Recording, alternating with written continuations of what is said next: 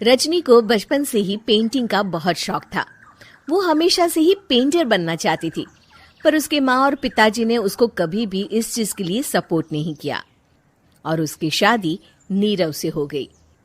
नीरव रजनी को बहुत प्यार करता था, पर रजनी हमेशा चुपचाप ही रहती। वो इस शादी से खुश नहीं थी। वो ये शादी नहीं करना चाहती थी। उसे तो हमेशा से पेंटर जो बनना था। अपने इस सपने को वो नहीं पूरा कर पाई, इसलिए वो हमेशा उदास रहती थी। रजनी, बहुत ही बढ़िया फिल्म लगी है, कल देखने चले? नहीं जी, कल मुझे बहुत काम है, मैं नहीं जा पाऊंगी। अच्छा तो कोई बात नहीं, संडे को चलते हैं। देखिए, मुझे फिल्म देखना पसंद नहीं है। आपको जाना है तो चले जाइए। नीरव को मना करके रजनी वहां से चली जाती है और अपने बैग को खोलकर उसमें बंद पड़े ब्रश और कलर्स को देखकर रोने लगती है। रजनी, चलो ना कहीं बाहर खाने चलते हैं, कुछ तुम्हारी पसंद का। जी, मुझे नहीं जाना, मेरी तबीयत ठीक नहीं है। रजनी वहां से चली जाती है। नीरव को समझ नहीं आता कि रजनी उससे इतना दूर क्यों रहती है। वो जब भी उसके साथ वक्त बिताना चाहता है, रजनी कोई ना कोई बहाना बना देती है। एक दिन घर पर कोई नहीं था। रजनी घर का सारा काम जल्दी से खत्म कर लेती है। घर पर अकेले होने के कारण वो सोचती है कि वो आज पेंटिंग करेगी। वो अपने कमरे में जाकर पेंट ब्रशेस और कलर्स निकालकर जैसे ही कलर मिक्स कर रही होती है कि दरवाजे पर बेल बज जाती है।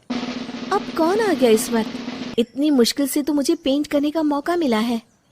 रजनी दरवाजा खोलती है तो उसकी सास अपनी सहेलियों के साथ खड़ी होती है और सब घर के अंदर आ जाते हैं। अरे बहू, सबको शरबत बनाकर पिला दे, बाहर तो बड़ी गर्मी है। उफ। जी। रजनी पेंट ना कर पाने से उदास हो जाती है। उसे गुस्सा भी आ रहा होता है कि उसने इस शादी के लिए हाँ क्यों कह दी। वो रसोई में जा रही होती है कि उसकी सास उसे रोकती है। बहू, सबके खाने का भी इंतजाम कर लेना, आज का लंच तो ये सब यहीं करेगी। हाँ। रजनी बिना कुछ कहे रसोई में चली जाती है। सबके लिए खाना बनाती है। सब खाना खाते हैं और रजनी घड़ी देखती है कि ये सब कब जाएंगे ताकि वो अपनी पेंटिंग कर सके। जब शाम होती है तब सब चले जाते हैं अपने घर।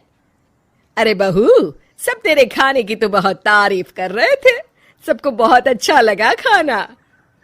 आपको मुझे सुबह बताना चाहिए था ना कि आपकी सहेलियां आ रही है। पता भी है कितना वक्त लगा सारा खाना बनाने में। अरे बहू, तू ऐसे कैसे बात कर रही है मुझसे? तो और कैसे बात करूं? मैं इस घर की कोई नौकरानी नहीं हूं कि इतना काम करूंगी। रजनी अपने कमरे में जाकर दरवाजा बंद कर लेती है। शाम को जब नीरव आता है तो उसकी माँ उसे पूरी घटना के बारे में बताती है। क्या रजनी ने आपसे इस तरह बात की माँ? हाँ, और पता नहीं उसे क्या हो गया है, शाम से बाहर भी नहीं आई है। मैंने तो कई बार आवाज दी, खाना भी नहीं खाया उसने। तू ही बात करके देख ले बेटा। नीरव अपने कमरे का दरवाजा खटखटाता है। रजनी, दरवाजा खोलो, मैं हूं। रजनी दरवाजा खोलती है और फिर वापस जाकर अपने बिस्तर पर लेट जाती है। रजनी, माँ से बात करने का ये क्या तरीका है? मैंने कोई गलत बात नहीं की है। अरे तुम क्यों ऐसे बर्ताव कर रही हो सबके साथ? क्या तुम इस शादी से खुश नहीं हो? रजनी कुछ नहीं बोलती। अरे बताओ मुझे रजनी, क्या ये शादी तुम्हारी मर्जी के खिलाफ हुई है? हाँ, मैं ये शादी कभी नहीं करना चाहती थी। तुमसे क्या, मैं किसी से भी शादी नहीं करना चाहती थी। रजनी रोने लगती है। चुप हो जाओ रजनी, बताओ मुझे, तुम क्यों नहीं करना चाहती थी शादी?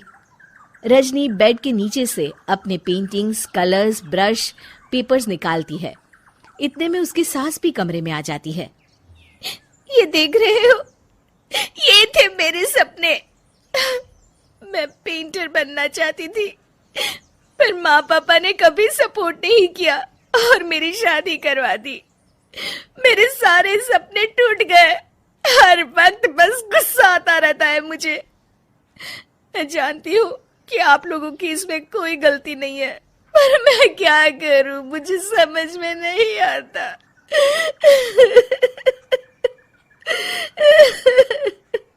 रजनी फूट फूट कर रोने लगती है। मुझे माफ कर दीजिए, आप दोनों के साथ मैं बहुत बुरा बर्ताव कर रही हूँ। अरे रजनी बेटा, चुप हो जाओ तुम। नीरव पानी लेकर आता है।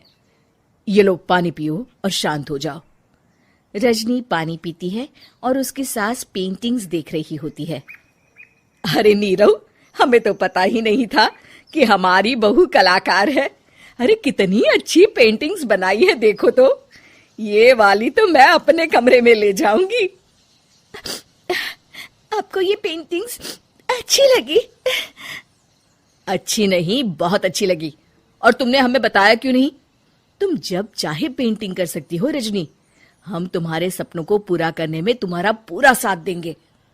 हाँ बेटा, हम कला की कद्र करते हैं।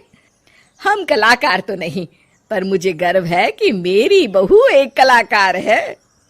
रजनी, नीरव और सास तीनों हंस पड़ते हैं।